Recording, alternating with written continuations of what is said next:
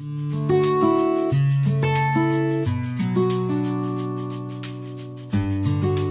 a gente vai falar sobre a doutrina da onipotência de Deus. Quando a gente falar sobre a onipotência, a gente vai falar sobre o poder de Deus. Poder esse que nós sabemos que ele é ilimitado. É um dos atributos incomunicáveis de Deus. E a gente, por mais que nós tentemos mensurar de alguma forma, nosso intelecto, o que ele permitiu que nós enxergássemos é o que está nas Escrituras, e um vislumbre através da criação, mas não de forma concreta. Então, quando a gente falar de poder, o que vem na tua mente? Quando a gente fala de poder, vai vir a questão da força, vai vir a questão da como ele trabalhou na criação, como ele trabalhou em vários pontos dentro das Escrituras, e nós não conseguimos mensurar de fato como isso aconteceu em sua completude. Então, pensou em força, você vai pensar em coisas sempre limitadas. Então, por exemplo, a gente vai ver nas próprias Escrituras, a gente vai ver Sansão. Sansão, nas Escrituras, ele é um homem que tem extrema força. E por mais que ele seja um homem de extrema força, que nós sabemos que é dotado através do Espírito Santo sobre ele, nós sabemos que há uma limitação nessa força. Não é uma força infinita, como é a força do nosso Senhor Deus. A gente vai, na nossa cultura, a gente assistindo as mais diversas coisas que a gente assiste, por exemplo, filmes, séries, vamos ver também demonstrações de força. E por mais que essas demonstrações de força nos impressionem muitas vezes, quem gosta de filmes de heróis, por exemplo, eu gosto muito de filmes de heróis. E os filmes de heróis, eles me chamam a atenção justamente por quê? Por causa dos poderes que excedem a normalidade. Então, você pega o Superman voa, eu não vou, o Superman voa. Você vê o Superman tem super força, o Hulk tem super força. E tudo isso nos impressiona. Só que quando a gente olha para esses personagens, nós também conseguimos ver dentro dos episódios, e assim vai, que eles são limitados. Volta e meia eles são derrotados, volta e meia algum episódio, algum gibi desses heróis, nós vemos eles sendo derrotados uma vez ou outra. Nosso Deus, ele não. Ele tem o poder total, ele nunca é derrotado, ele já venceu. E a gente vai falar então sobre essa doutrina da onipotência de Deus nessa noite.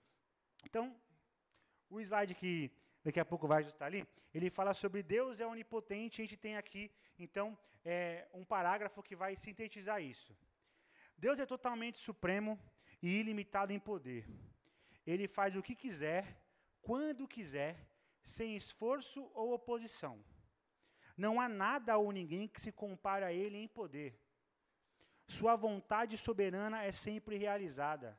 Ele é absolutamente único, e sua onipotência é uma das definições mais elevadas do que significa ser Deus.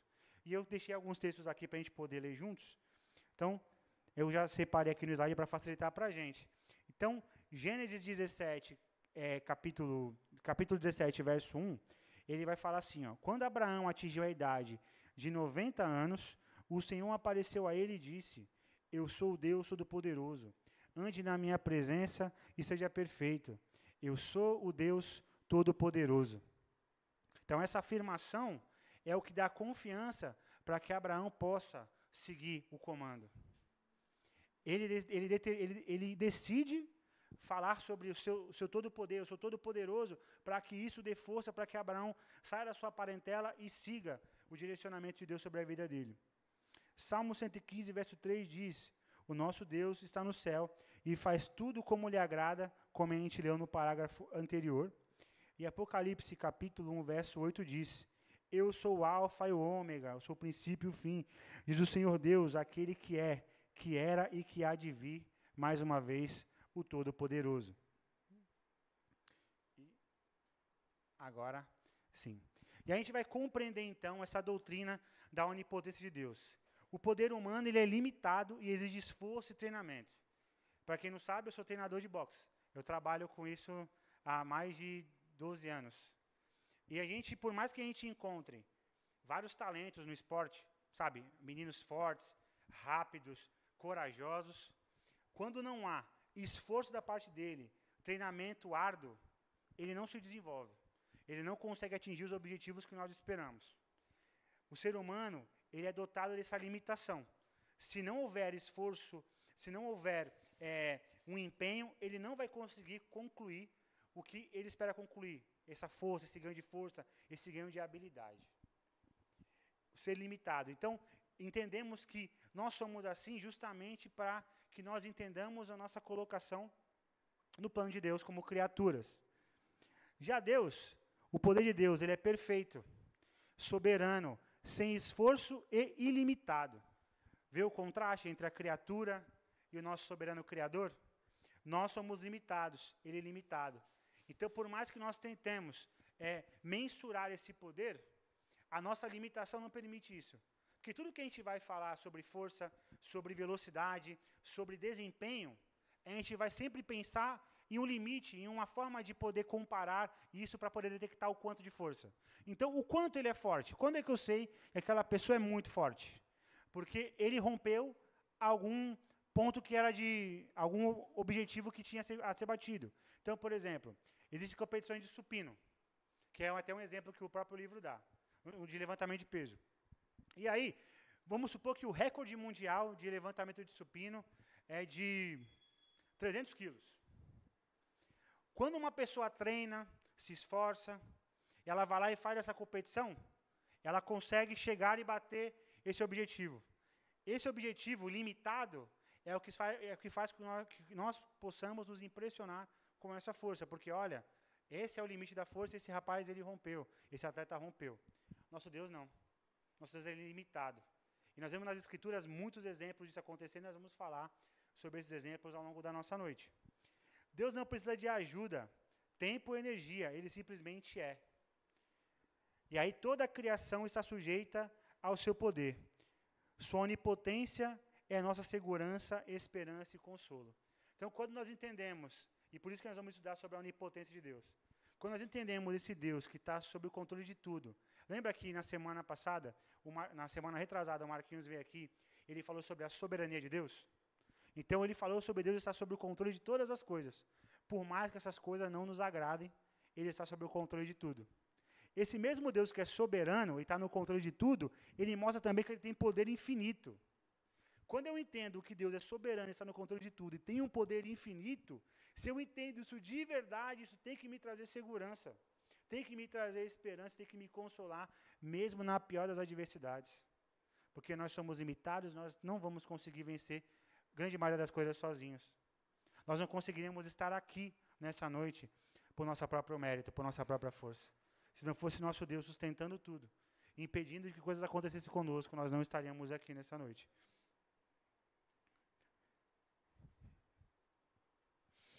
E aí, dentro do livro, para poder falar um pouco mais sobre o poder de Deus, ele separa 2 pontos importantes. Não são só esses, mas são 2 pontos que nós vamos adentrar para poder falar um pouco mais sobre esse poder de Deus.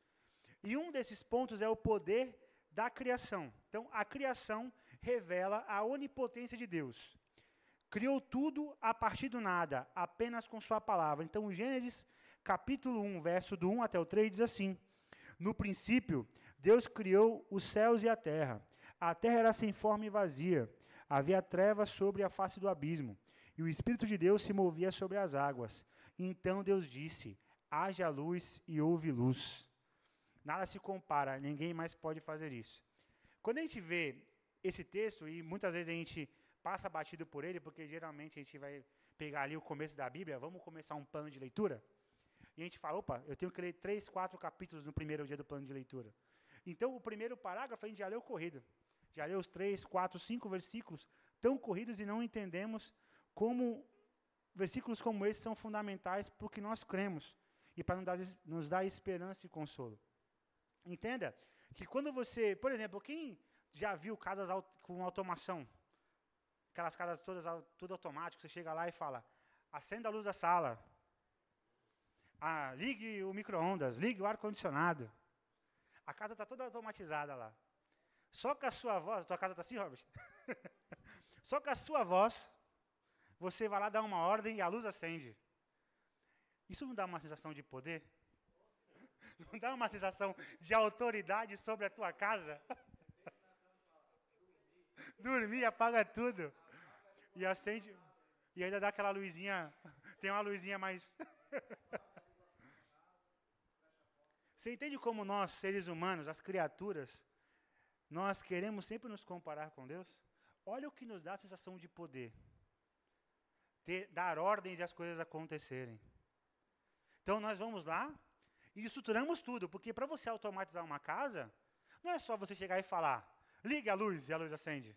Lógico que não. Você tem que ser criativo, como esse slide diz. E você tem que estudar um pouco mais sobre isso. Então, você vai estudar sobre as tomadas, sobre os equipamentos que você tem que comprar, sobre qual vai ser o software que você vai usar para poder configurar tudo isso. E quando você faz tudo isso, prepara tudo, regula tudo, aí sim, quando você fala, liga a luz acende. Nosso Deus não. Nosso Deus, ele disse, haja luz e houve luz do nada. Não tinha nada. E a criação começa do nada. Que poder é esse? Quando você começa a olhar para versículos como esse, com real admiração, a tua fé muda. E é por isso que nós estamos aqui falando sobre teologia nos sábados à noite. Não para a teologia ficar perdida nela mesma. Não. É para que a gente possa, através da teologia, admirar mais o nosso Deus, amar mais nosso Deus e servir mais nosso Deus, confiando, tendo esperança, sendo consolados todo o tempo. Então, criatividade humana precisa de matéria-prima. Deus cria do nada, Ele é criador. Nós somos criaturas. Ele é limitado, Ele é ilimitado e nós somos limitados. Aí, falando ainda sobre o poder da criação, Jó no capítulo 38 e 39, Deus ele vai confrontar o Jó com vários versículos, falando, você pode isso, você pode aquilo, porque Jó estava murmurando, lembra? Jó tinha ali passado por tudo que ele passou, então ele estava ali já murmurando, cheio de autossuficiência, podendo ali dizer assim, eu mereço, quase dizendo isso, eu mereço porque eu fiz isso, porque eu fiz aquilo. Aí Deus pega, nesses dois capítulos, 38 e 39, ele vai trazendo vários pontos. Abre para mim rapidinho, Jó 38, deixa eu abrir aqui rapidinho também, só para a gente fazer uma leitura logo do comecinho, só para a gente poder ilustrar um pouco sobre esse ponto. Eu não deixei separado aqui, então eu vou abrir rapidinho também. Jó capítulo 38. E o verso 1 diz assim, ó. Primeira resposta de Deus a Jó. Verso 1. Então, do meio de um redemoinho, o Senhor respondeu a Jó e disse, quem é este que obscurece os seus planos com palavras sem conhecimento? Cinja os lombos com homem, pois eu lhe farei perguntas a você e você me responderá. Aí ele continua no verso 4. Ó. Eu lancei os fundamentos da terra, que é o título desse trecho. Né? Verso 4. Ó. Onde você estava quando eu lancei os fundamentos na terra? Responda se você tem esse entendimento. Verso 5. Quem determinou as medidas da terra, se é que você sabe? Ou quem estendeu sobre ela uma linha de medir? E assim o texto continua. Então, ali, Jó é confrontado sobre esse poder que esse é de todo entendimento. Ele que estava cheio de razão, cheio de falando dos porquês, Deus vai lá e fala, peraí, você sabe mesmo? Você entende mesmo? E aí, continua aqui, ó, mostra que só Deus tem o poder de criar, sustentar e controlar tudo. E qual é a aplicação disso? Devemos responder com humildade e adoração, assim como Jó respondeu.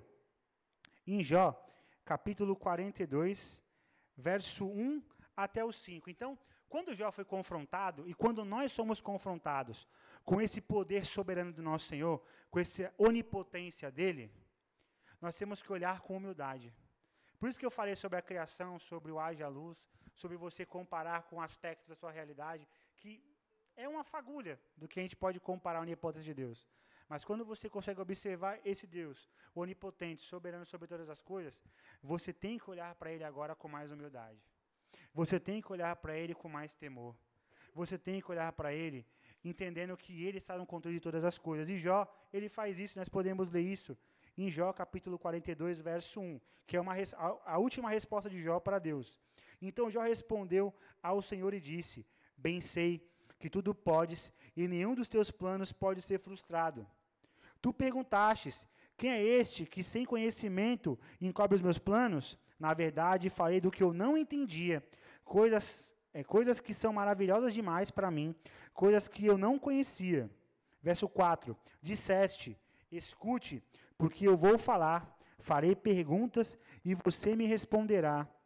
Verso 5, eu te conhecia só de ouvir, mas agora meus olhos te veem. E aí, Deus glorioso e é autossuficiente, né? E aí, a gente vai para um próximo ponto, que é um outro ponto que a gente também vai olhar para o poder de Deus, para a onipotência de Deus. Então, quando a gente olha para a criação, a gente vê Ele criando tudo do nada. E aí a gente olha para essa autossuficiência dele. Ele é suficiente, sozinho. Ele não precisa de nós para nada. Nós precisamos dele para tudo. Nós somos totalmente dependentes dele. Outra coisa que nós vivemos nosso dia a dia é olhar para uma finitude na vida. Nós olhamos para a nossa vida e sabemos, um dia vai acabar. Que nem o pessoal costuma falar, para morrer basta estar vivo. Então, nós sabemos, a morte está aí para todo mundo, certo?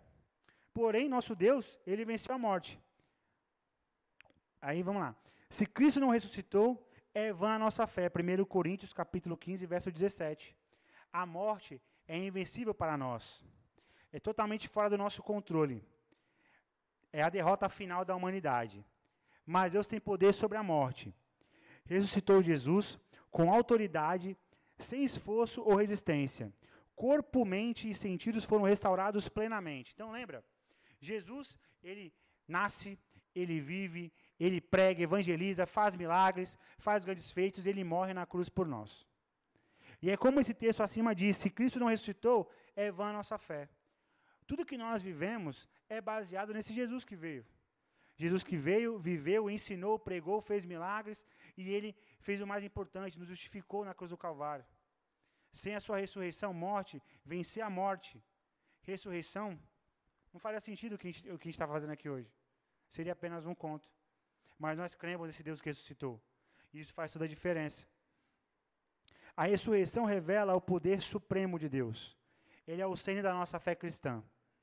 Mostra um poder incomparável e absoluto. Separa Deus de tudo e de todos. Só Ele dá vida à morte. Criação e ressurreição são as expressões mais claras do poder incomparável de Deus. Elas traçam a linha entre Criador e criaturas. O mesmo Deus que cria, ressuscita, é nosso Pai e libera o seu poder para o bem dos seus filhos. Nossa impotência encontra consolo na força divina. Há esperança porque Deus é forte e essa força é usada com ternura para nos sustentar. Então, nosso Deus onipotente, nós usamos dois exemplos para poder comparar essa onipotência e separar criatura e criador, que é a questão da criação e a ressurreição de Cristo, que nós não podemos criar nada, porque por mais que nós tentemos criar qualquer coisa, por exemplo, cientistas, eles vão trabalhando com a questão das microcriaturas, eles acham que eles conseguem criar vida através de algumas coisas lá que eles fazem.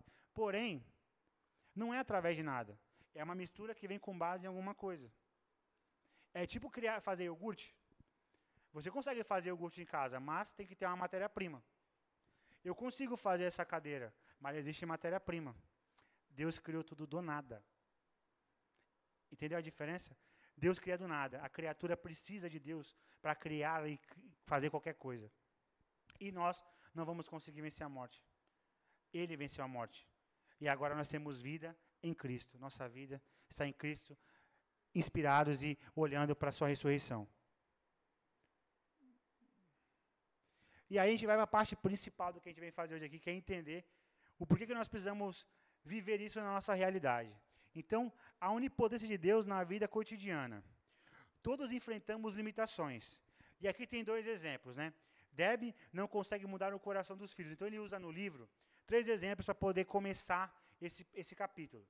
Então, ele pega uma mãe que, aí, na criação dos seus filhos, ela tenta fazer várias coisas para tentar ajudar na criação, na questão do caráter, na questão do ensino. Só que por mais que essa mãe tente fazer várias coisas, ela tente educar da melhor forma possível, ela sabe que nunca vai ser perfeito, que não depende só dela. Por mais que você tente ensinar uma pessoa com todo amor e carinho, com todas as técnicas, por mais que você leia vários livros, você pode ajudar muito. Só que a gente sabe que o controle soberano está na mão de Deus. A força para poder fazer coisas está sobre Deus. Tim não controla os fatores que afetam o seu negócio. Então, ele usa um exemplo de um homem do mercado de trabalho, que tem uma empresa e ele está sempre antenado, sabe, nas questões de queda da bolsa, problema ambiental, tudo que vai afetar a sua empresa, ele sempre está conectado. Porém, por mais que ele tente preservar várias coisas, ele tente pensar, poxa, mas se acontecer isso, eu tenho que fazer aquilo outro para poder manter a minha empresa.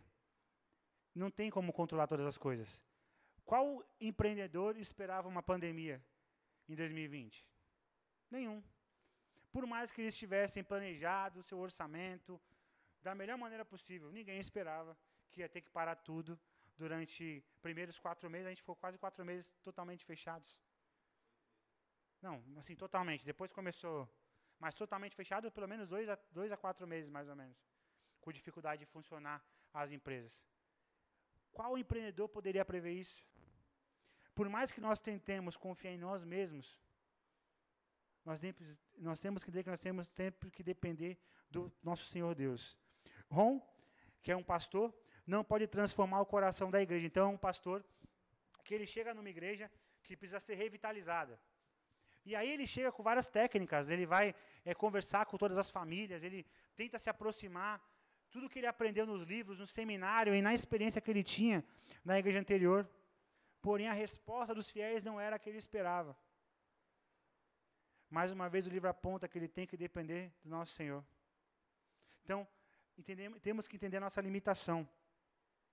Porque se nós não entendemos a nossa limitação, nós vamos ficar frustrados, vamos ter ansiedade, entre outros problemas emocionais. E esses exemplos de fé têm uma realidade comum. Todos nós, em algum momento, lidamos com a nossa própria impotência. Por isso, é fundamental aprendermos a aplicar a onipotência de Deus na nossa vida diária. Essa verdade não é apenas teológica, ela é prática e transformadora. A seguir, veremos 7 verdades que mostram como viver à luz do poder ilimitado de Deus nos consola, direciona e fortalece em meio a limitações. E o número 1, todos nós somos tentados a duvidar do poder de Deus. Todos enfrentamos áreas difíceis, provisão, filhos, casamento, tentações, ministério, conversas difíceis. Às vezes duvidamos que Deus possa agir. Quantas vezes você, na tua casa, chegou aquela mensagem do e-mail, aquela conta que chegou, e aí tu olha para a tua conta bancária e você fala, não vai dar certo. Não está batendo aqui. Quantas vezes seu filho chega e te pede algo e você vê que você não consegue fazer aquilo? Quantas vezes você passa por dificuldades dentro do casamento e não consegue perceber que se você tentar sempre controlar tudo com a força do teu braço, sem entender que é Deus quem está no controle de todas as coisas, tem poder para fazer qualquer coisa, você viverá frustrado. E exemplos bíblicos. Sara riu da promessa de Deus. Parecia impossível. Então, Gênesis capítulo 18, verso 13 e 14. Vamos lá? Gênesis capítulo 18. Verso 13 e 14.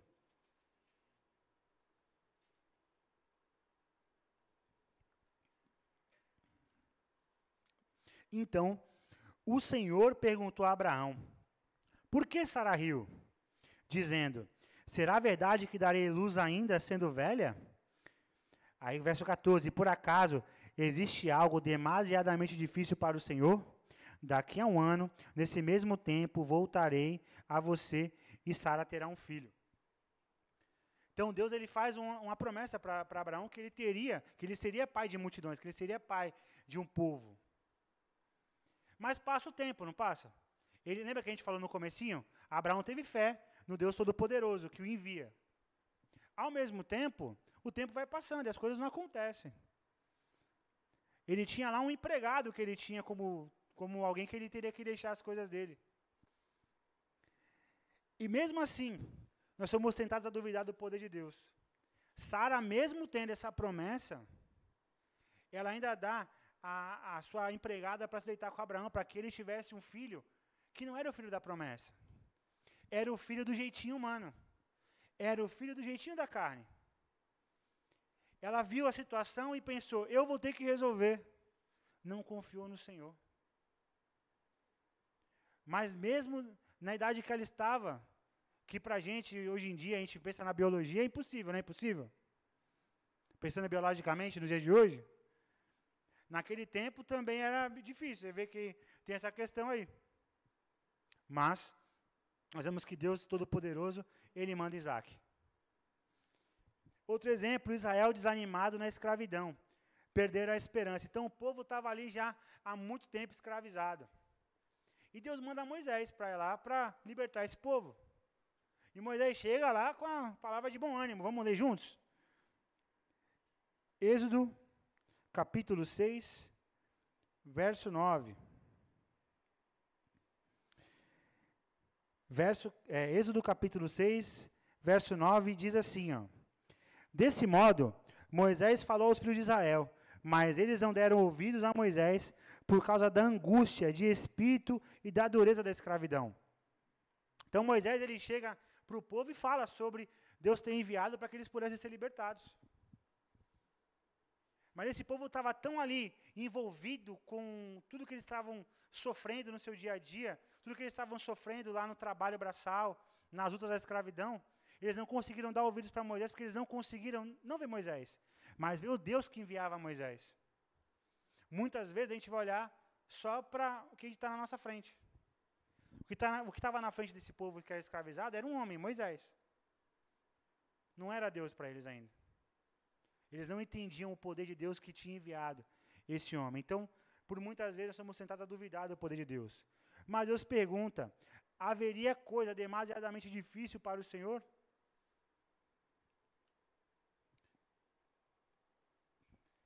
E aí a gente vai falar sobre crer no poder de Deus é viver pela fé.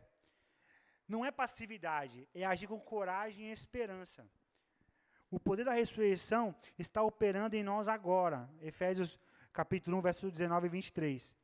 Nós somos não somos reféns da circunstância, mas fortalecidos em Cristo. Então, viver pela fé, viver confiando nesse Deus que Ele pode fazer todas as coisas, que Ele tem poder para tudo, não duvidar dEle, faz com que nós vivamos uma vida, sabe, realmente indo ao que nós temos que enfrentar. O que acontece? Quando você está tentando sempre vencer com a força do seu braço, você está sempre limitando até onde você vai. Então, eu só vou fazer isso, eu só vou entrar nesse concurso, que está ali aberta a inscrição, se eu estiver estudando as 20 horas semanais que eu separei para estudar. Senão, eu não vou entrar. Você entendeu que você está confiando só na força do seu braço? É para a pessoa não estudar? Não, ela tem que estudar. Ela vai se organizar, ela vai fazer tudo o que ela pode fazer dentro das suas possibilidades, mas entendendo que tem um Deus que tem um poder ilimitado, que pode fazer qualquer coisa, que pode fazer que aquela pergunta que você tinha estudado caísse. Aplicação: quais áreas da sua vida parecem impossíveis? Entregas ao Deus que ressuscita, transforma e governa com poder. 2. É vital que o poder de Deus se torne uma chave interpretativa para entender o mundo e nossa identidade como filhos de Deus. Então, a gente vai falar agora sobre uma luta que existe, a sabedoria do mundo contra o poder de Deus. 1 Coríntios, capítulo 3, verso 19, diz: a sabedoria deste mundo é loucura diante de Deus. Aí a gente vai falar sobre o naturalismo científico, que é a sabedoria do mundo. O que é esse naturalismo científico? É o que domina a cultura, a mídia, a educação e política. O que esse naturalismo faz? Ele nega o poder de Deus e o sobrenatural e afirma que tudo se explica pela ciência. E a gente vê isso nas escolas. A gente vai ver isso dentro dos filmes, tudo que as crianças estão assistindo de desenho. Se você não ficar de olho nas pequenas coisas, esse tipo de pensamento entra na tua casa e teu filho vira um incrédulo. Teu filho deixa de confiar no Senhor. Todas as conversas, explicações, tudo fica gerado com base nesse entendimento só científico. Por exemplo, na questão cultural. A questão cultural, a gente vê as dificuldades que os pais estão tendo nas escolas. As escolas, hoje em dia, quando seu filho chega em casa e você vai perguntando com mais detalhes o que aconteceu lá na escola, cada dia que passa é uma novidade diferente. Se você deixar correr solto, você perde seu filho. Porque ele vai chegar um momento que ele vai negar esse Deus que nós servimos, que nós ensinamos para ele desde cedo. Se você não fazer o que a gente vai fazer falar no próximo slide, né? A Bíblia chama isso de tolice, Salmo 14, né? O tolo ignora a Deus e se orgulha do seu próprio entendimento. Paulo diz assim, a cruz, loucura para o mundo, é poder de Deus. 1 Coríntios, capítulo 1, verso 18 a 25. Porém, como é que a gente vai confrontar essa visão humanista, essa visão natural, que a criança vai absorver lá fora, que a criança vai absorver na escola, que nós, no nosso ambiente de trabalho, se não tomarmos cuidado, vamos absorver também? Com a cosmovisão bíblica, que vê a realidade pela lente da onipotência de Deus. E ensina que Deus governa tudo com sabedoria e poder. Nós devemos ensinar nossos filhos a pensar teologicamente. É fácil? É fácil? Mas a gente tem uma linha a seguir que nos ajuda.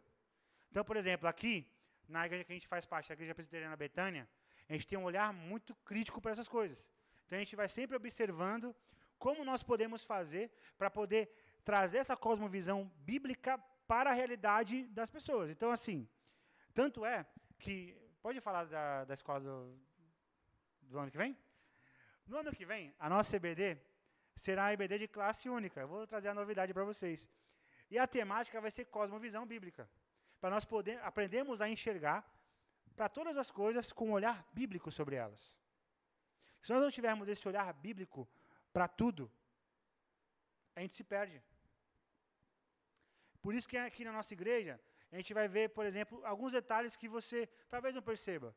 Mas por que dentro do nosso culto, as crianças vêm aqui na frente, tem a instrução do pastor sobre o que elas vão fazer durante a pregação, e elas sentam do lado dos seus pais? Porque nós entendemos que, na Bíblia, a principal função, a principal fonte de ensino das crianças são os seus pais. Nós entendemos que o culto é para as crianças também. O culto é para toda a família, para todos que fazem parte da aliança. Então, por que eu tiraria a criança do ambiente de culto? Se ela faz parte dessa aliança, ela não vai poder receber essa graça da mensagem do Evangelho? Ela vai estar separada? Não que numa classezinha ela não pudesse receber também uma mensagem, mas não pode participar do culto com sua família? Então, o nosso entendimento é esse. Biblicamente falando, quando você vai para as Escrituras, você vê sempre as crianças junto com seus pais. O pai e a mãe é quem tem essa função de ensino. Porém, o olhar do momento quer tirar isso dos pais. O Estado quer ter controle sobre a educação dos seus filhos, quer ter controle sobre o que eles creem. Porque não é só o ensino da matéria. Porque a matéria não é ela por ela, mas vem tudo incutido junto. Cada vez mais o governo quer colocar a escola integral, só não faz porque não tem condição estrutural para fazer isso. Senão eles obrigavam a criança a entrar lá 7 da manhã e sair à noite, só para ir para casa dormir. E tirando a autoridade do pai, da mãe. O tempo que a mãe e o pai têm com os seus filhos para poder ensiná-los, caminhar juntos. Eu também sou professor, eu também li um monte de coisa sobre pedagogia, e eu acho muito ruim a maioria das coisas. De fato, acho muito ruim a maioria das coisas. E quando a gente olha para as Escrituras, muita coisa que a gente vê na prática, ela é confrontada. E por isso que nós precisamos ter esse olhar bíblico para tudo. E por isso que a gente vai ter essa classe também de cosmovisão bíblica, para que a gente possa aguçar o nosso olhar. Porque às vezes a gente não percebe. Na verdade, a maioria das vezes a gente não percebe. Está na rotina, está no automático. Você não vê a informação chegando. Já foi. Então, a cosmovisão bíblica, esse ensino para nós, no próximo ano será fundamental. Mas a gente já pode ver isso. Quando você pega as Escrituras e você compara com a realidade todos os dias. E aqui você, no ambiente aqui da igreja, você pode também se aconselhar com pessoas que estão mais aguçadas nesse sentido também. Vamos lá? Aplicação. De quem é a sabedoria que estou seguindo? Estou vivendo como alguém que crê no poder de Deus? É importante a gente pensar se a nossa realidade, de fato, ela é bíblica. Como eu olho o mundo? Como eu olho o casamento? esposos, esposas, como vocês olham o casamento? Ontem, quando o reverendo Robert falava sobre casamento, né, para o Lorival e para a Maria, quem estava aqui presente pôde perceber o que era o fim principal do casamento: glorificar a Deus. O mundo ensina isso? Não ensina isso.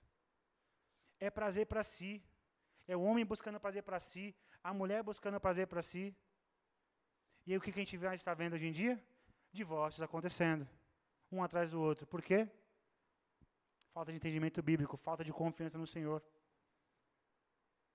Nós precisamos, a partir de estudos como esse, nos direcionar a ter um olhar mais bíblico sobre as coisas.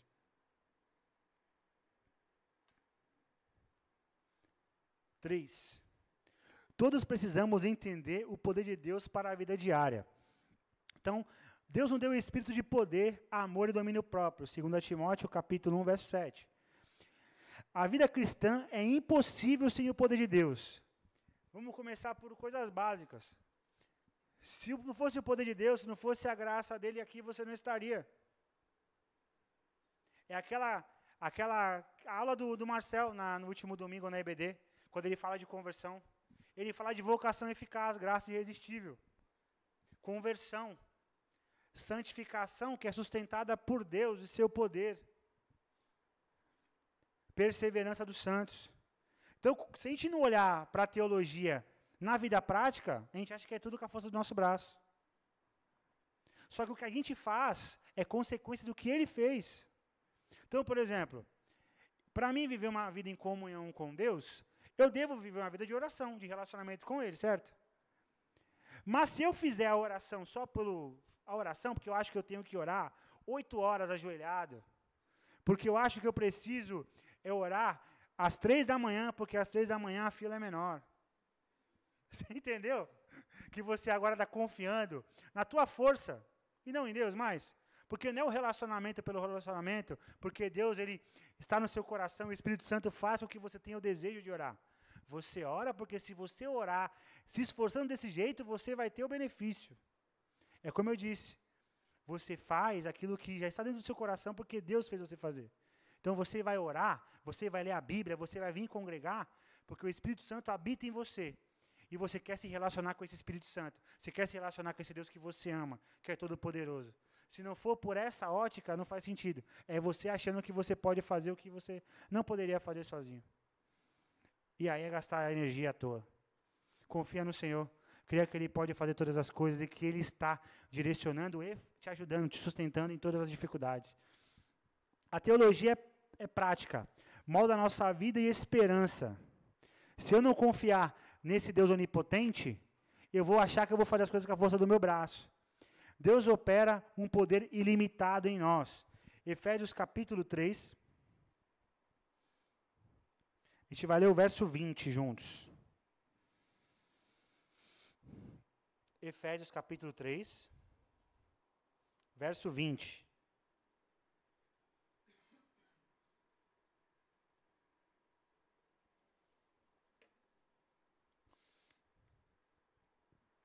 Ora, aquele que é poderoso para fazer infinitamente mais do que tudo que pedimos ou pensamos, conforme o poder que opera em nós. Então, Deus ele opera um poder ilimitado em nós. Nossa fraqueza abre espaço para seu poder agir. Então, quando eu reconheço como eu sou limitado, eu passo a confiar mais no Senhor. Então, se eu ficar achando que eu posso sozinho, que eu tenho poder para fazer alguma coisa, que eu venho dar uma aula porque eu estudei muito e meu intelecto é que vai fazer tudo sozinho, não tem poder de Deus. O Espírito Santo não tem espaço para trabalhar, então é só você sozinho. Agora, lembra que a gente falou que tem uma ação? Então eu estou estudando, eu estou me esforçando, eu vou me dedicar, mas se eu não colocar em oração, se eu não entregar a Deus tudo que eu estou falando ou fazendo, perde o sentido. Vira o estudo pelo estudo mesmo, mas não tem ação de Deus nos nossos corações, sabe? Então é importante a gente focar nisso sempre. Viver confiando no poder de Deus significa deixar a ansiedade de lado. O que é ansiedade? É a incredulidade. Eu não creio que Deus pode fazer. Então, quando eu não creio que Deus pode fazer, eu acho que eu tenho que fazer. E aí, quando eu acho que eu tenho que fazer, eu perco a paz, porque eu não consigo descansar um minuto, porque eu tenho que fazer um monte de coisa. Agora, quando eu creio num Deus que pode o que eu não posso, que cuida do que eu não cuido, eu descanso nele. E enfrentar desafios com coragem, porque eu confio que Ele está comigo. Ele me faz amar, perdoar e perseverar. Dá passos firmes de fé, sustentados por sua graça, como eu disse antes, graça irresistível, santificação, perseverança. Confesse suas fraquezas e creia no poder que opera em você.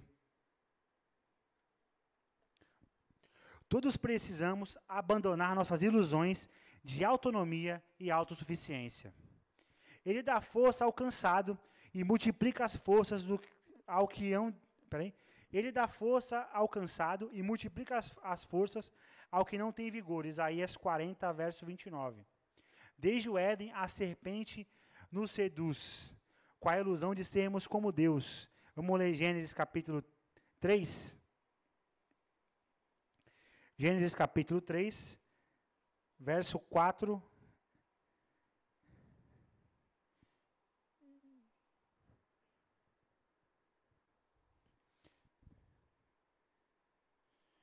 Gênesis capítulo 3, verso 4 e 5 diz assim: Então a serpente disse à mulher: É certo que vocês não morrerão, porque Deus sabe que no dia em que dele comerem, os olhos de vocês se abrirão, e como Deus vocês serão conhecedores do bem e do mal. Então, desde o início de tudo, vem essa ilusão de sermos como Deus. Lá no Éden começou isso.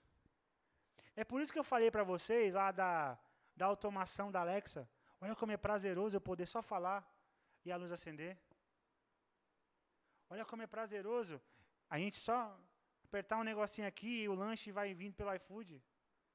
Ver que a gente está cada vez mais preguiçoso. E a gente é feliz em ter essas coisas ao nosso bel prazer com mais facilidade. A falsa sabedoria de dispensar a dependência de Deus. Então, autonomia e autossuficiência. Essa ilusão gera rebeldia, resistência à autoridade, dificuldade em pedir ajuda ou submeter. Peraí, vou parar aqui. E aí a gente pega exemplos, por exemplo, na Bíblia, a gente vai ver a questão de Samuel. Samuel, ele é enviado por Deus. Quando o povo lá pede um rei, para que fosse igual os reis dos povos vizinhos, né? Quem era o rei de Israel? Lembra? Deus. Deus era o rei de Israel. Só que o povo começa a murmurar. A gente quer um rei igual os outros povos têm um rei. E aí Deus permite. Quer um rei igual aos outros reis? Então vamos lá, vamos mandar um grandão para vocês, bonito, forte. Aí o rei Saul é ungido rei e começa a reinar. Esse rei, ele começa ali com humildade. Começa bem. Mas logo vem a autossuficiência. Deus dá uma ordem clara para Saul cumprir. Mas Samuel demorou muito para chegar. E aí ele não cumpre a ordem. Autossuficiência. Ele quer ser autônomo, ele quer fazer sozinho, porque ele perdeu a dependência no Senhor. E aí o que Deus faz? Eles queriam um rei com o olho que o povo queria, o rei forte, o rei grande. E aí o que Deus faz? Não, mas eles vão aprender que é do jeito deles. É do meu jeito. E aí Saul vai agora em outra casa. Ele chega naquela casa e tem filhos soldados, grandes, fortes. E aí ele vai orar pelo primeiro filho, não era aquele. E ele faz ali por todos os filhos, nada. Não tem nenhum filho faltando? Nem o pai lembrava. Tem um lá, que está apacentando a ovelha lá, o Davi. Chama o Davi. Aí chega o Davi. Quem era? Era o Davi, que era o homem que estava esperando. Pequeno. Jovem Davi, apacentador de ovelhas. Você entende que Deus ele trabalha de formas que nós não conseguimos enxergar se nós não estivermos atentos biblicamente? Nós temos essa tendência à autonomia, a querer fazer as coisas sozinhos e por isso nós acabamos nos rebelando, sendo resistentes às autoridades. Então, por exemplo, eu chego aqui na igreja local e eu não consigo entender que existe uma hierarquia, mas uma hierarquia não uma questão de ordem, mas de manter ali uma decência, de manter uma organização. Não é que a gente vai servir o pastor. Não, não é isso.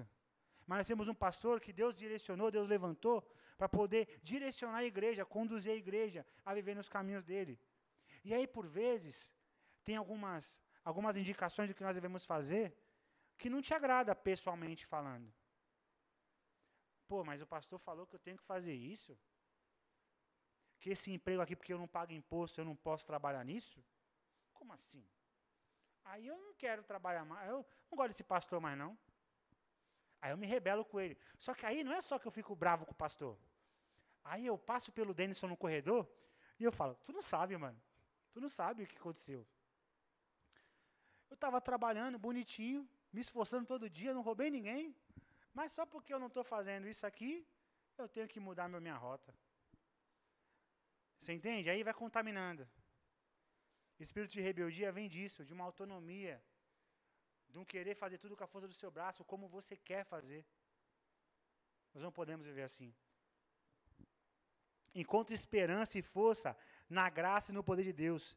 Rejeite a autossuficiência e o orgulho.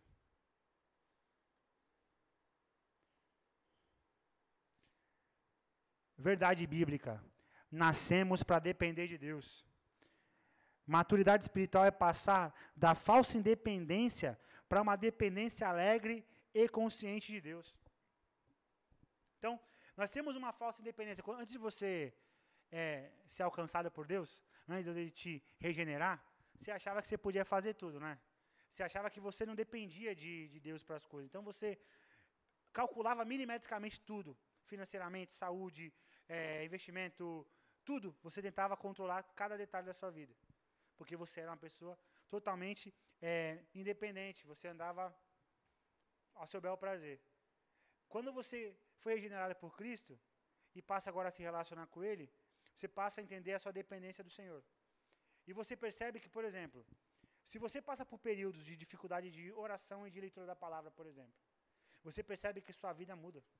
Você percebe que práticas que você tinha deixado para trás, que você achava que você tinha se libertado dessas práticas, elas voltam de novo a tomar conta da sua vida. Então você achou que você já estava grandão, mas não. Essas fraquezas, elas são graça de Deus também sobre nossas vidas, para que nós possamos voltar para Ele e ter relacionamento e comunhão com Ele. Confiar nele, depender dele. Aplicação. Reconheça a sua fraqueza e encontre esperança e força na graça e no poder de Deus. Rejeite a autossuficiência e o orgulho. 5, está acabando, tá, gente? Nosso problema encontra-se na limitação da nossa fé e não no poder de Deus. O Senhor salva e ninguém pode derrotar o Senhor. 1 Samuel, capítulo 17, verso 47. Deus é onipotente e sempre disponível para nos ajudar, para que seu plano soberano se cumpra. Nosso problema está na fé limitada, que esquece quem Deus é. Israel, com medo de Golias, Davi confiou no poder de Deus e venceu. Então, lembra? Estava lá o povo de Israel ali em guerra, em conflito, com os filisteus, e aí tem lá um grandão, Golias, que todo dia chegava lá e desafiava o povo. E não aparecia um para enfrentar aquele homem. Não aparecia um soldado. E passou-se os dias, e o pequeno Davi foi levar comida para os irmãos que estavam lá na guerra. E aí ele escuta aquele filisteu lá desafiando o povo de Israel. E esse rapaz, que ninguém dava valor, que ninguém confiava, que ninguém olhando a olho nu achava que poderia fazer alguma coisa, ele vai lá e fala, opa, eu vou lá. E aí tentam dar uma armadura para ele, e a armadura fica folgada. E aí tudo que, humanamente pensando, estratégia de soldado pensando, tudo dá errado. Aí ele vai lá, com a sua funda lá, e as pedrinhas, e vai encarar o grandão. Ele, e derruba o Golias. Mas quem derrubou o Golias? Foi Davi? Davi estava confiando na sua pontaria quando ele foi enfrentar Golias? Entende o que é fé? Quando eu entendo a minha limitação, mas eu confio num Deus Todo-Poderoso, Não sou eu que vou fazer. É Deus que vai fazer para que o plano dele se cumpra. Era plano de Deus ver o povo dele humilhado pelo exército inimigo? Claro que não. E Davi sabia disso. Então ele pensou, se não é plano de Deus que nós sejamos humilhados pelo exército inimigo, Deus está nisso aí, eu vou lá. Eu vou ser representante dele, eu vou ser o quê? Um instrumento nas mãos dele. Ter fé no Senhor é viver nessa dependência e ser instrumento nos pequenos detalhes, onde você não confia que você pode. Você vai lá, faz e Deus ele sustenta tudo. Porque não é sobre você, é sobre Ele. É sobre quem te enviou e quem está dentro de você conduzindo cada passo. Entenda que a gente não está querendo tirar o preparo de ninguém. O preparo tem que existir. Porém, se você depender do seu preparo, você vai cair. Você vai tropeçar. O teu preparo uma hora vai falhar. Mas Deus nunca falha. Deus é poderoso. Ele não erra. Encare desafios confiando no poder de Deus. Não permita que o medo ou dúvida limitem sua fé. Lembre-se, Deus nunca nos abandona. 6. Você e eu nem sempre ficaremos felizes com o modo de Deus exercer o seu poder. O Senhor deu maná, mas o povo reclamou em Números 11. Então lembra aquele povo que estava escravizado, sofrendo no Egito, passando o maior perrengue, foi liberto. E eles estão no deserto e dá fome. Deus envia provisão e alimento para eles. E você percebe que a primeira vez que chega esse alimento, é direcionado que eles não guardem para si, que eles pegassem o suficiente para comer naquele dia. E tem sempre aquele que não confia em Deus, e a gente vê na Bíblia isso. O pessoal vai lá e quer estocar, e o estoque apodreceu. Por quê? Porque Deus queria ensinar a dependência. Deus deu uma provisão. O alimento vai vir quando eu quiser, como eu quiser, e não vai faltar. Porém, o maná não... Como é que era o maná? Não sei como era o maná. Mas, quando a gente olha para aquilo, o que o povo queria? Queria carne. Aí eles começam a lembrar de como era no Egito. Porque lá a gente não passava esse perrengue. Lá não era assim. Muitas vezes, Deus ele vai te direcionar para algo. E em vez de você ficar feliz, contente, entendendo que aquilo ali é Deus te direcionando, você vai murmurar. Então, por exemplo, eu quero trabalhar, meu sonho é trabalhar no ensino da igreja. E aí o pastor Robert fala, glória a Deus por isso. Gostei de você. Você vai trabalhar com as crianças. De 3 a 6 anos. Aí o cara não queria, ele queria trabalhar com os adultos. Ele quer dar aula de teologia. Aí o que ele faz? Ele fica bravo com o pastor.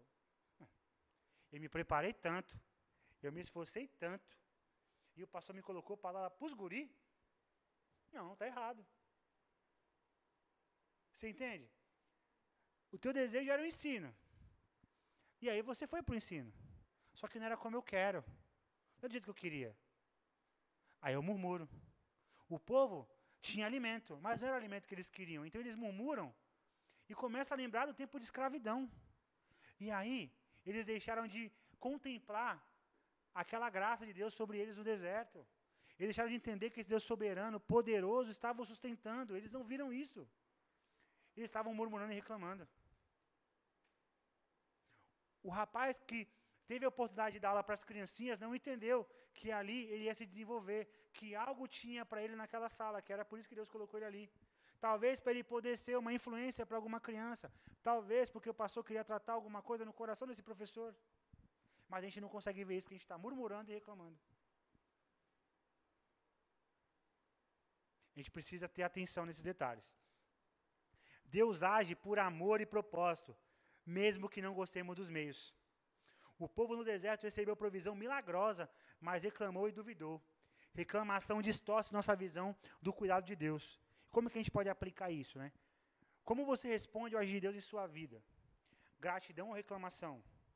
Aprenda a confiar no poder de Deus, mesmo nos caminhos difíceis. Eu quero um carro. Eu quero um carro. Carro top. Aí eu peguei meu carro, fui virar na esquina, o carro quebrou. Eu fico bravo com o carro. Mas você tem um carro. Ou você está com o Uber, mas você tem condição de pagar o Uber. Vamos se alegar nos detalhes. Está acabando. O poder de Deus é parte essencial de seu cuidado paterno por nós. Como um pai tem compaixão de seus filhos, assim o Senhor demonstra compaixão por aqueles que o temem. Salmo 103, 13. Quando os filhos nascem, passamos a viver com um propósito renovado. Usar todo o poder que temos para protegê-los e suprir suas necessidades. Então, pensa assim, ó, quem não é pai, deve ter tido alguém na sua vida que você já teve esse zelo, um irmão mais novo, talvez até um cachorrinho, não sei. Mas a gente que é pai e mãe, a nossa vida muda. Quando você vê aquela criança chegando lá na tua casa, que depende de você para tudo, tudo mesmo. E aí você agora entende que não é só de você, é Deus usando você para poder prover para aquela criança. Mas você quer fazer tudo perfeito. Então, eu lembro quando o Davi chegou em casa, quem dava os banhos era eu. E aí tinha a temperatura certa da água. Que a água tem que ser água que a médica ensinou que tinha que ser daquele jeito. E aí, para limpar, tinha que usar aquele algodão. Durou, acho que 10 dias. Depois a água já fica outra água, já não é mais algodão, já é o lenço. Entende? Mas você quer fazer tudo perfeito. Esse amor de pai, de mãe, é essa alusão que Deus está fazendo quando Ele fala sobre pai. Você que é pai, você consegue entender um pouquinho mais. Não tem como ser igual, mas você consegue mensurar um pouquinho. Deus, como nosso Pai celestial, exerce seu poder com amor, cuidado e compaixão profundas. A palavra hebraica, Hashan, que foi traduzida no texto acima por compaixão, expressa um amor paternal, íntimo e terno. Como filhos de Deus, nunca estamos desamparados ou impotentes, porque o Pai onipotente nos ama e nos protege. Nós temos que confiar no poder do Pai que cuida e sustenta a sua vida. Sua fraqueza não é o fim, mas é a oportunidade para o poder divino agir em você. Quando você consegue reconhecer a sua limitação, quando você consegue reconhecer verdadeiramente que não está no teu controle, é onde você permite que Deus ele faça ainda mais e melhor na tua vida. É fácil viver assim? Não. É abrir mão da sua autonomia, da sua condição, principalmente os homens acho que têm mais dificuldade ainda de viver isso. Você abre mão da sua autossuficiência, de achar que você pode organizar tudo para entregar tudo às mãos do Senhor. Fácil não é, mas nós temos que viver isso todos os dias. Concluindo, já podem ver os músicos já se posicionar. Concluindo, o poder de Deus na fraqueza. Minha graça te basta, porque o meu poder se aperfeiçoa na fraqueza. 2 Coríntios capítulo 12, verso 9. Paulo enfrentou um espinho na carne e orou por alívio. Deus respondeu que sua graça é suficiente e que o poder se revela na fraqueza. Alegrar-se nas fraquezas, porque nelas Cristo repousa e opera. A verdadeira força não vem da autossuficiência, mas o reconhecimento da nossa fraqueza e da nossa ação no poder divino. Esperança viva. Cristo vive em nós com todo o seu poder. Não estamos sozinhos nem impotentes. Somos filhos de Deus onipotente com o seu poder operando em nós. Nossa identidade e potencial vem da graça e do poder de Deus. Nós precisamos confessar nessa noite e confiar nossas fraquezas ao Senhor e confiar nele e no seu poder verdadeiramente.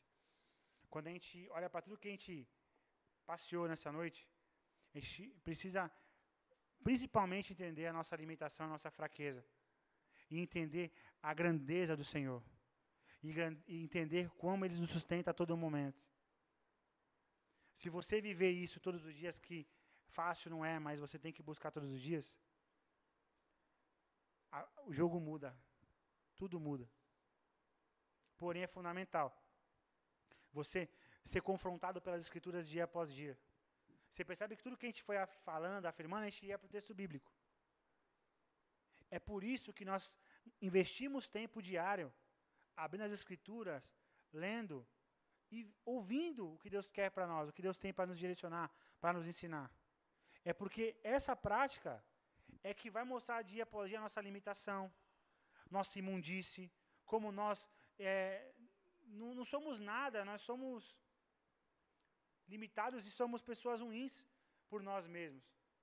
E quando somos deparados com a santidade de Deus através das Escrituras, através do tempo que nós nos relacionamos com Ele, isso vai fazer com que nós nos aproximemos mais, nos entreguemos mais e vamos uma vida mais plena na presença dEle.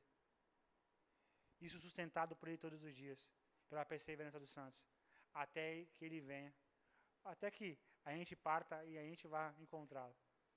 Mas é a nossa busca constante. Muito obrigado por nos acompanhar até o final deste vídeo.